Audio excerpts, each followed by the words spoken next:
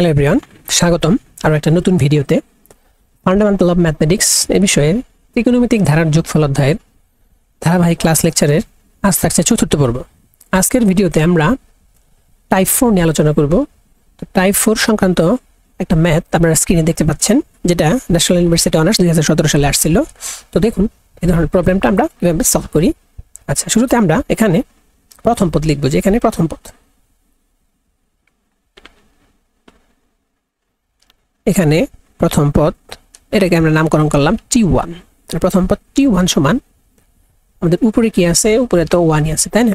তাহলে উপরে 1 divided by কি সাইন থিটা, আর কি আমাদের সাইন 2 থিটা। আচ্ছা, এখন আসলে আমরা এখান থেকে মানে nতম পদটা বের করব। nতম পদ বের করার জন্য আমাদের একটা সিকোয়েন্স চাইতে হবে। তাহলে সিকোয়েন্সটা তৈরির জন্য আমাদের একটা এক্সট্রা সাইন থিটা দ্বারা উপরে নিচে গুণ করতে হবে। আচ্ছা, এখন এই ব্যাপারটা আমরা কেন করছি একটু পরে আপনারা বুঝতে পারবেন। তাহলে আমরা এখানে কি করলাম, উপরে একটা সাইন থিটা দিয়ে নিচে একটা সাইন থিটা নিলাম আর কি। কেন করলাম একটু পরে আপনারা বুঝতে পারবেন। আচ্ছা, তাহলে আমাদের নিচে কি আছে, নিচে আছে আমাদের সাইন থিটা সাইন 2 থিটা। আচ্ছা, এখন আমরা যেটা করতে পারি যে 1 ভাগ সাইন থিটাটা আমাদের আছে, আমরা এখানে সাইন থিটাকে লিখতে পারি সাইন 2 থিটা মাইনাস থিটা। আচ্ছা, আর আমাদের নিচে কি আছে, নিচে আছে আমাদের সাইন থিটা সাইন কত 2 থিটা। আচ্ছা, এখন আমরা এটাকে যদি সূত্র করি, সাইন a মাইনাস b সূত্রটা যদি করি, তাহলে এখানে আমাদের কি আছে 1 বাই সাইন থিটা ইন্টু আমরা কি করব সাইন a মাইনাস b সূত্রটা ইউজ করব। আচ্ছা, তাহলে সাইন a মাইনাস b সূত্রটা কি সাইন a, তাহলে sine a cos b minus cos a sine b। আচ্ছা, নিচে আমাদের কি আছে সাইন থিটা সাইন 2 থিটা। আচ্ছা, এখন আমরা যদি এখানে মানে আমরা যদি এটা নিচে এটাকে ছেড়ে দেই, তাহলে কি হবে আমাদের সাইন 2 থিটা ক্যান্সেল হবে, cos theta by sine theta মানে কি cot থিটা, মাইনাস যদি আমাদের সাইন থিটা ক্যান্সেল হয়, cos 2 theta by sine 2 theta মানে কি আমাদের cot 2 থিটা। এই হচ্ছে আমাদের কি প্রথম পদ। আচ্ছা, এখন আমরা দ্বিতীয় পদে চলে যাই। তাহলে দ্বিতীয় পদ আমাদের কত আছে এখানে, দ্বিতীয় পদ এটাকে আমরা নামকরণ করলাম T2। তাহলে দ্বিতীয় পদ T2, আমাদের উপরে তো একটা 1 আছে, উপরে আমাদের 1 আর নিচে আমাদের কি আছে সাইন 2 থিটা সাইন কত 3 থিটা। আচ্ছা, এখানে আমরা কি করব, এক্সট্রা সাইন থিটা দিয়ে উপরে নিচে পূরণ করব, আর উপরে মানে উপরে লিখবো আর নিচে লিখবো। তাহলে 1 ভাগ কত আমাদের সাইন থিটা ইন্টু কত সাইন থিটা, তাই না? সেই সাইন থিটাকে আমরা এইভাবে লিখি যে sine 3 theta minus sine 2 theta. আচ্ছা, আর নিচে আমাদের কি যা আছে তাই, নিচে আছে আমাদের সাইন 2 থিটা। তাহলে সাইন 2 থিটা সাইন 3 থিটা। আমরা কি করলাম, এখানে একটা সাইন থিটা নিলাম, সাইন থিটা দ্বারা ভাগ করলাম। আচ্ছা, সরি আমরা একটু ভুল করেছি, এখানে আমাদের এখানে সাইন থিটাটা হবে না, ঠিক আছে? এই সাইন থিটাটা হবে না, তাই তো? মানে সাইন 3 থিটা থেকে যদি 2 থিটা বাদ দেয়, তাহলে সাইন থিটা আগের লাগে থাকে। এই ব্যাপারটা আমরা কেন করলাম, এই ব্যাপারটা আমরা করলাম যখন আমরা সূত্র ইউজ করব। আচ্ছা, তাহলে এখন যদি সূত্র ইউজ করি, আমরা কি করব, 1 ভাগ আমাদের সাইন থিটা তো থাকবেই, আর এখানে সাইন a মাইনাস b সূত্র ইউজ করব আগের মতো। তাহলে সাইন a মাইনাস b সূত্র কি সাইন a, তাহলে sine 3 theta sine a cos b minus cos a, তারপর কি আমাদের সাইন b। আচ্ছা, নিচে আমাদের কি আছে, নিচে আছে আমাদের সাইন 2 থিটা কত সাইন 3 থিটা।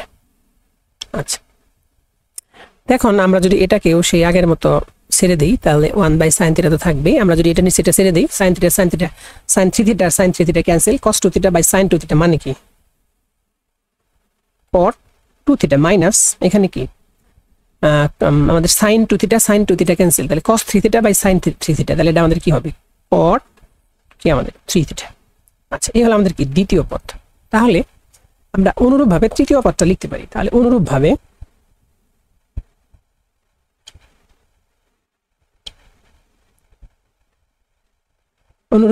তৃতীয় পদটা আমরা কি লিখতে পারি? তাহলে তৃতীয় পদকে আমরা নাম দিলাম T3। তাহলে T3 আমরা কি লিখতে পারি? খেয়াল করুন, প্রথম পদে আমাদের কি আছে? cot θ - cot 2θ, মানে এটা থেকে এটা এক বেশি। দ্বিতীয় পদে যেটা হয়েছে 2θ 3θ, মানে এটা থেকে এটা এক বেশি। 2 দিয়ে শুরু, তারপর একটা বেশি। তাহলে আমাদের 3θ ক্ষেত্রে কি হবে? 3θ ক্ষেত্রে আমাদের যেটা হবে যে 1/sin θ তো আমাদের থাকবেই। তাহলে 1/sin θ এটা আমাদের নরমালি থাকবে। যেহেতু 3 দিয়ে শুরু হয়েছে, তাহলে প্রথমটা হবে আমাদের কত? cot 3θ মাইনাস cot কত? এক বেশি, তাহলে cot 4θ। এই আচ্ছা, তাহলে আমরা এইভাবে যদি যাই, তাহলে nতম পদ আমরা কত লিখতে পারি? nতম পদ, তাহলে nতম পদ সেটাকে আমরা নাম দিলাম Tn। তাহলে Tn আমরা কত পাবো? 1/sin θ থাকবে। আর এখানে কি cot, যেহেতু n দিয়ে শুরু হয়েছে, তাহলে এটা n θ মাইনাস এটার চেয়ে এটা পরেরটা কি হবে? এক বেশি, তাহলে cot n+1 ইন্টু θ। ওকে, এটাই আমাদের কি? nতম পদ। আচ্ছা, এখন তাহলে অতএব আমাদের Sn-টা কত হবে? অতএব Sn T1 plus T2 plus T3 plus Tn। আচ্ছা, তাহলে এই ব্যাপারটা আপনাদের আমি এই পাশে একটু দেখাই দেই। একটু পরীক্ষা খাতায় না দিলেও হবে, দিলেও সমস্যা নেই। আচ্ছা, এখানে আমাদের কি হয়েছে যে T1টা আমাদের কত পাইছি? আমরা এখানে T1টা পাইছি যে T1টা আমরা পাইছি 1/sin θ। তাহলে 1/sin θ আর কত? cot of θ minus cot of কি? 2θ। আচ্ছা, তাহলে T2 আমরা কত পাইছি? T2 হলো 1/sin θ cot, যেহেতু 2 দিয়ে শুরু হয়েছিল, 2θ মাইনাস কত? cot 3θ। আচ্ছা, তাহলে আমরা T3 কত পাইছি? T3 আমরা পাইছি, এটা তো কমনই, 1/sin θ cot of 3θ minus cot of কত? 4θ। আচ্ছা, তাহলে এইভাবে আমরা যদি যাই, তাহলে Tn-টা আমরা কত পাইছিলাম? Tn 1/sin θ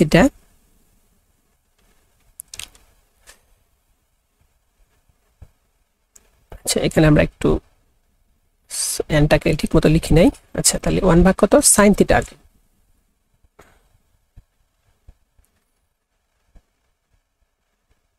sin θ ইন্টু কত? cot n θ, আর এটা এক বেশি, তাহলে cot কত?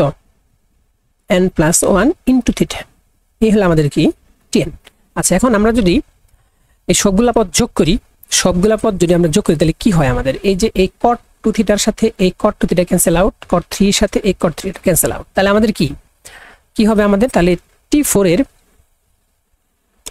Tn যেটা আছে, Tn এর যে আমাদের যে এই পদটা আছে, অর্থাৎ আমাদের যেহেতু এখানকার কি হচ্ছে যে একটু খেয়াল করুন যে আমাদের প্রথম পদের শেষের অংশের সাথে দ্বিতীয় পদের প্রথম টাকাটা, তাহলে এটার সাথে এটা ক্যান্সেল আউট হবে। তারপর আমাদের কি cot 4θ সাথে T4 এর প্রথম টাকাটা যাবে, তাই তো? তাহলে ভাই আমাদের বেঁচে থাকবে কি? মানে এই কোণাকুনি এইভাবে কাটা যাবে, এই কোণার সাথে এই কোণা কাটা যাবে, এই কোণার সাথে এই কোণা কাটা যাবে, এই কোণার সাথে এই কোণা কাটা যাবে, আবার এটা কি? এটার আগের এই কোণার সাথে কাটা যাবে, ঠিক আছে? মানে Tn এর আগের যে পদ আছে, আগের পদের লাস্টেরটার সাথে Tn এর প্রথম পদটা ক্যান্সেল আউট হবে। তাহলে আমাদের বেঁচে থাকবে কি? cot θ মাইনাস cot n+1 θ, ঠিক আছে?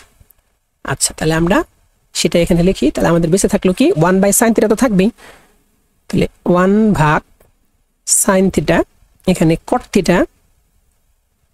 মাইনাস কত? cot